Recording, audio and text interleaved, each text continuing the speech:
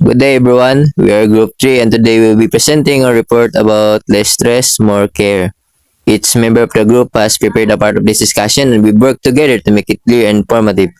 We hope you listen attentively and learn something new from our presentation, so let's begin. What is stress?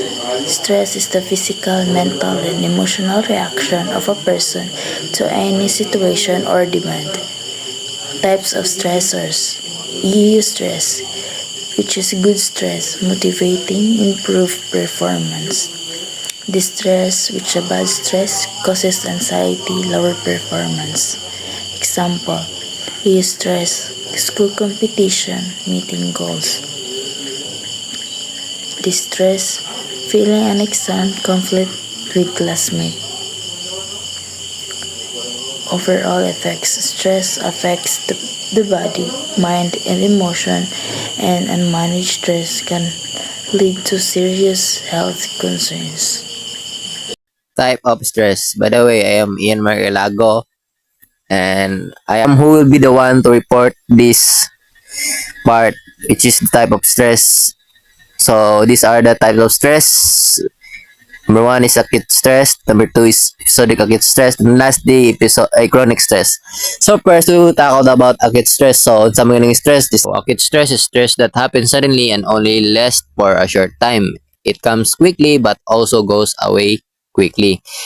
Ang acute stress kay kanang stress nga kalit ra mabot ug dali ra mawala. Murag makulbaan ka gamay pero mahuman sa sitwasyon okay ra dayon ka. Pananglitan ka nang makulbaan ka bago mag-exam kay hadlo ka masayop pero human nimo mag-take ang exam mawala rang ka stress. Pwede pod ka nang maglalis mo gamay sa imong suon pero dali ra pod mo magkaayo.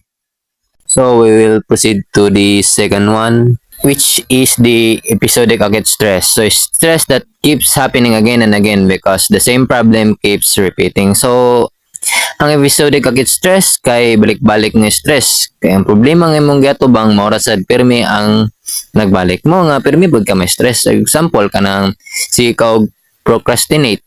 Pirmi nimo idugay ang assignment mo nga kada hapit ng deadline magpanik ka. Human sunod semana mao ra gyapon.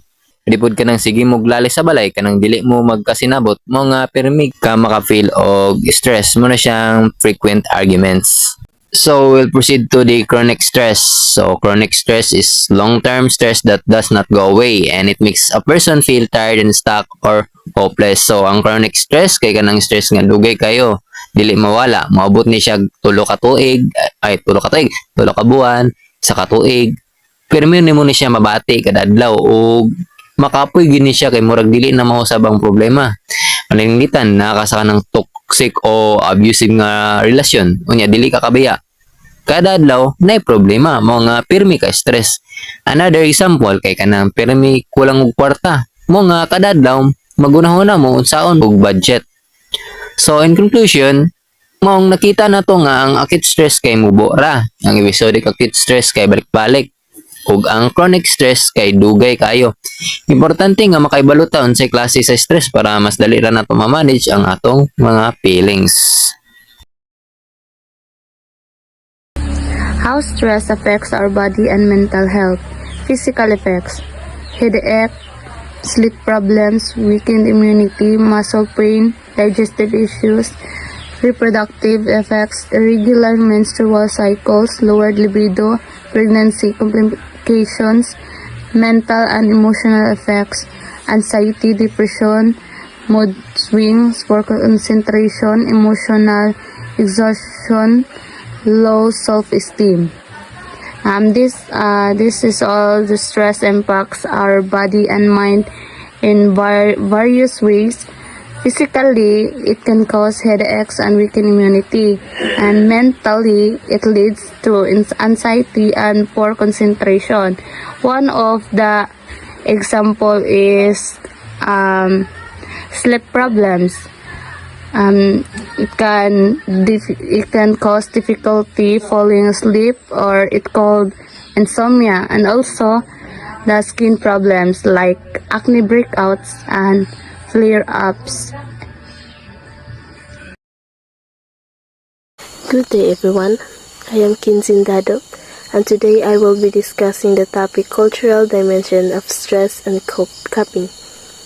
This presentation explores how different cultures understand stress and the unique ways they deal with it. Culture plays a big role in shaping how people think, feel, and respond when faced with difficulties. 1. Western cultures. In many Western societies, stress is often viewed as a personal challenge. People are encouraged to face their problems individually, focusing on self-improvement, therapy, and independence. Because of this, coping strategies usually involve seeking professional help, practicing self-care, and building personal resilience. 2. Eastern cultures. On the other hand, Eastern cultures tend to see stress as a disruption of harmony, whether within oneself or within relationships. Family support is very important, and people often manage stress by turning to their family, maintaining balance and avoiding conflict. The goal is not just to fix the problem, but to restore peace and harmony on their lives. Cultures. For many indigenous groups, stress is understood in a more spiritual way. It is often seen as a form of spiritual imbalance, meaning there is something affecting one's connection to self, community, nature, or spirits. Coping usually involves rituals, healing practices, and community involvement, which help restore balance and well-being. For Filipino perspective. In the Filipino setting, stress usually shared within the family. Filipinos value strong relationships, so problems are very rarely faced alone. Coping often includes bayanihan, where people help each other, humor, which lightens emotional burden, faith or spirituality, and the well-known bahala na attitude, which reflects trust that things will work out in the end. Coping and stress management. Problem-focused coping. Solving the root cause. You identify what is causing the stress and take steps to fix it. Time management. You organize your schedule to avoid being overwhelmed. Planning. You prepare ahead of time to prevent problems from becoming bigger. Asking for help. You acknowledge that you cannot do everything alone. Emotion-focused coping. Managing feelings. You regulate your emotions to keep yourself composed. Relaxation. Journaling.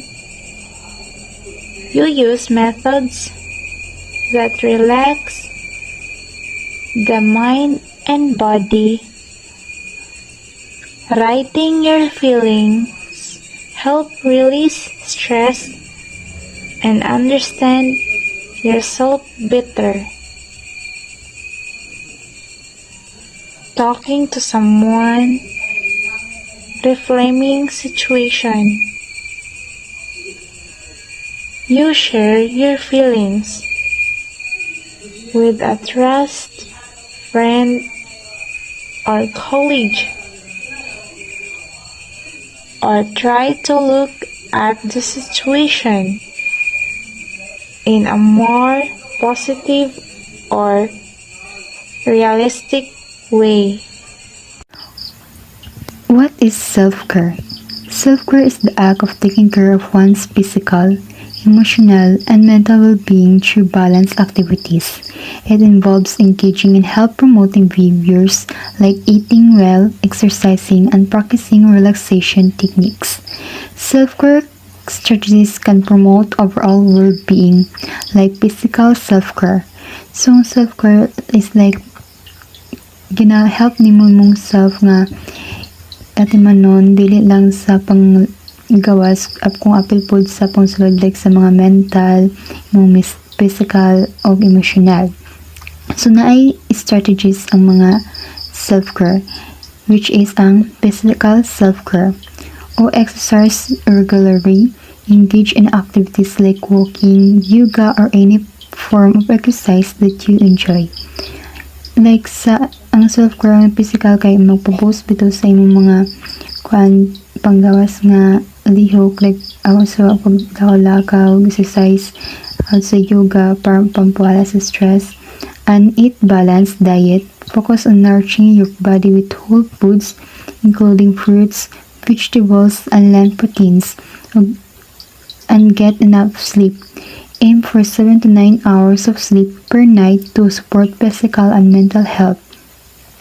Hydrated. Drink plenty of water throughout the day to stay hydrated. Or relaxation techniques. Incorporate practices like deep breathing, progressive muscle relaxation, or mindfulness to reduce stress. So kanito na akong gina-mention is it can help our physical self para malas ang atong mga stress o para ma-healthy nga po ang atong body and immune system. So, ang number 2, ang emotional self-care.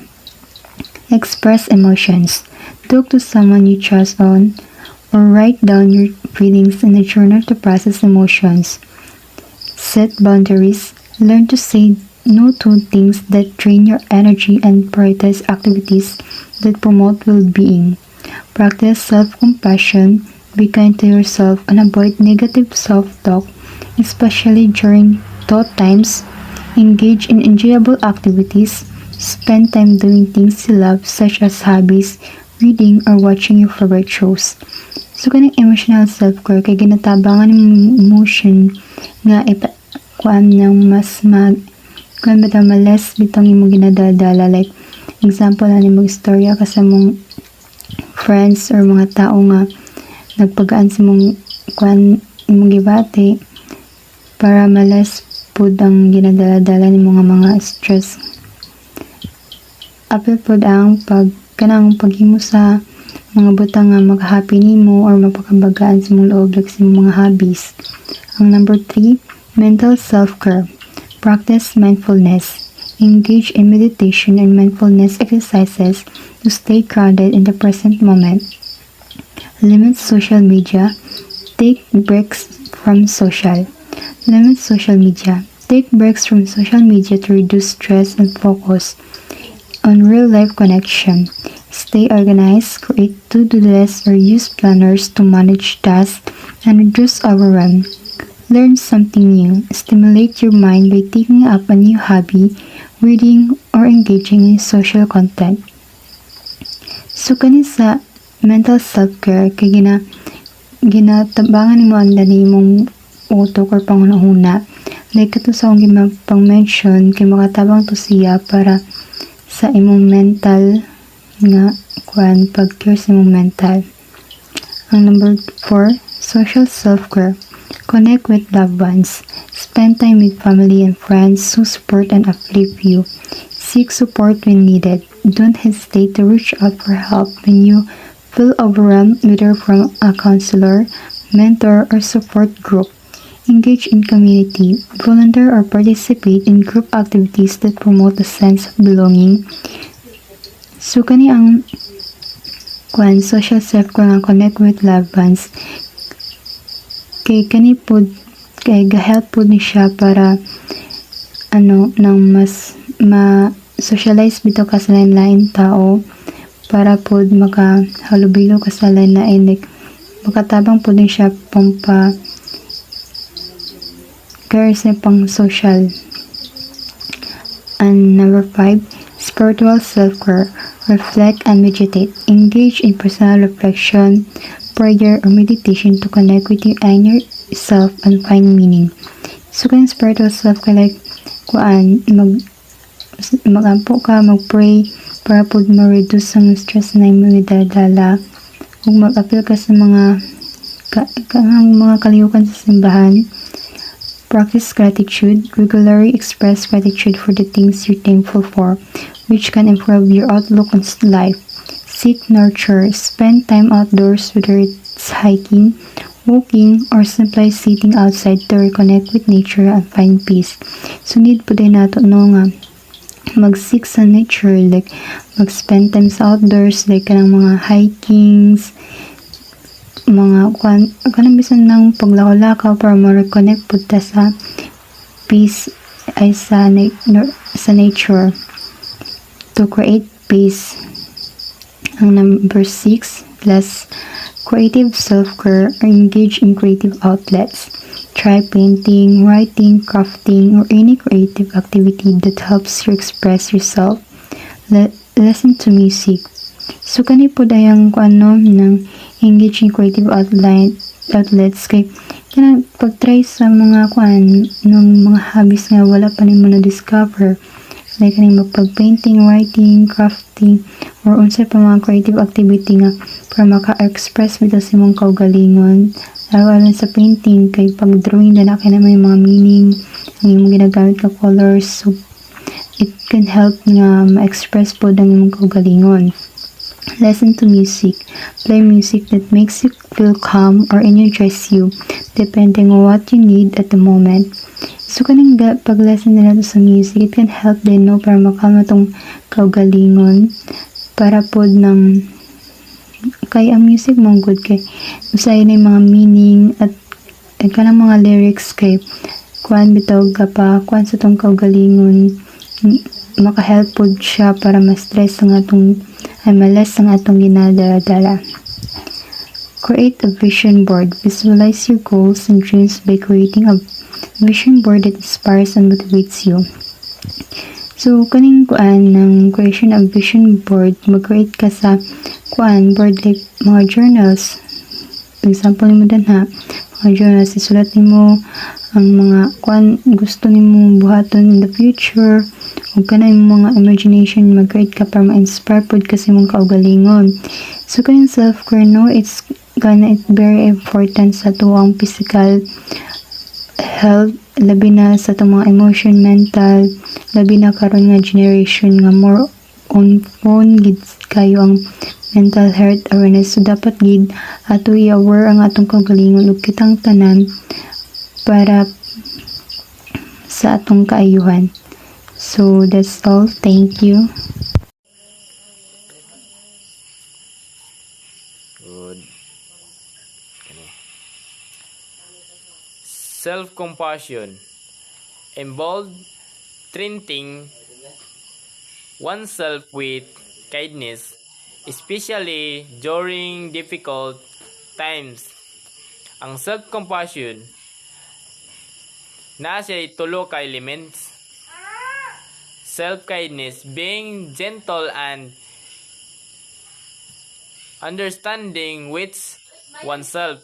Number 2, common humanity, recognizing that suffering is part of the human experience. Number 3, maintaining balance, awareness of emotion without judgment. Muna siya ang self-compassion. Ang self-compassion, pagtrato og maayo sa atong kinabuhi. O kanisad ang tulo niya ka elements kay si self-kindness, pagsabot sa kaugalingon. O kani ang number 2 nga ang iya gyapon kuan gyapon sa kuan gyapon ni ma'am kaning common humanity. Muna yung sabot sa iyo, common humanity, ang pagpahibalo nato na ang kalisod parte na sa atong kinabuhi. O kani ang mindfulness kay pagka-aware sa atong emotion nga walay pag hukom sa atong kaugalingon. O mura to ma'am. Thank you for watching.